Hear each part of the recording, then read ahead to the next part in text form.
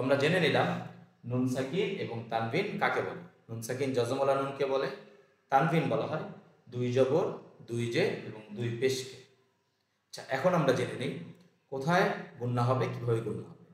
নুন সাকিনের পরে আরবি হরফ তো 29টি আমরা সকলে জানি। এই 29টি হরফের মধ্যে কয়েকটি হরফ আছে যেগুলো নুন সাকিন অথবা তানভিনের পরে যদি আসে তাহলে গুণনা হবে না, আর কয়েকটি হরফ আছে যেগুলো আসলে গুণনা হবে।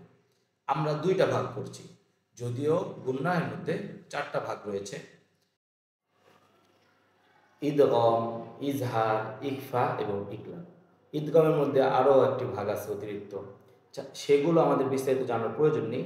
আমরা একবারে দুইটা ভাগ করে ফেলেছি, যেগুলোতে গুণনা হবে এবং হবে না। যেগুলোতে হবে না সেগুলো যদি আমরা উল্লেখ করে দিই, যেগুলোতে হবে সেগুলো অটোমেটিক আমাদের মাথায় চলে আসবে। তো আমরা দেখিয়ে দিচ্ছি কোনগুলো নুন সাকিন এবং তানভিনের পরে যদি আসে তাহলে গুণনা হয়, সেগুলো দেখিয়ে দিচ্ছি।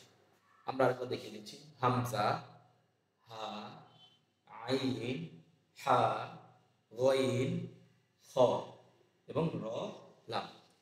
এই যে 8টা হরফ আছে, এই 8টা হরফ যদি নুন সাকিন অথবা তানভিনের পরে আসে তাহলে গুণনা হবে না। আর এছাড়া যে হরফগুলো আছে এগুলো যদি নুন সাকিন অথবা তানভিনের পরে আসে তাহলে গুণনা হবে।